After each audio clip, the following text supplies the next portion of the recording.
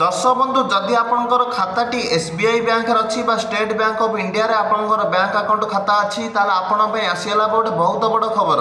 SBI देला ग्राहक मानक बड़ झटका। एसबीआई रे खाता थिबा व्यक्ति मानक एसबीआई बैंक कला गोटे बड़ घोषणा।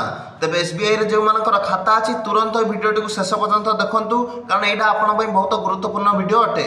एसबीआई ग्राहक को बड़ झटका। अगस्ट 15 ठारू यही सब नियम बड़ परिवर्तन। तेणु आपड़ जदि जड़े एसबीआई ग्राहक तेज एने आपण सतर्क होगा निहाती आवश्यक। बैंक पक्षर आईएमपीएस माध्यम ऑनलाइन टका पठाइबा नियम परिवर्तन करा जायछि।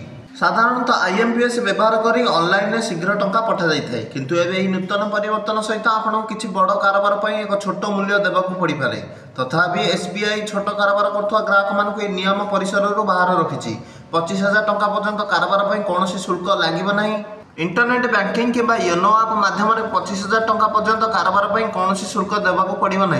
25,000 टंकार जदि अधिक ट्रांजाक्शन आपण मानक शुल्क देवाक पड़ो तेज ए शुल्क केवल online internet banking mobile banking लागू हे। 1,000 टंकार 10,000 टंका मध्य ट्रांजाक्शन कले 2 टंका प्लस जीएसटी लगे। 10,000 टंकार 25,000 टंका भितर 4 टंका प्लस जीएसटी। 25,000 टंका लक्षे टंका 4 टंका प्लस जीएसटी। 1 लाख टंकार 2 लाख टंका 12 टंका प्लस जीएसटी और 2 लाख टंका 5 लाख टंका पर्यंत ऑनलाइन ट्रांजाक्शन कले आईएमपीएस द्वारा ट्रांजाक्शन कले 20 टंका प्लस जीएसटी लगे। वीडियो भल लगे वीडियो लाइक कर चैनल सब्सक्राइब कर दिंतु।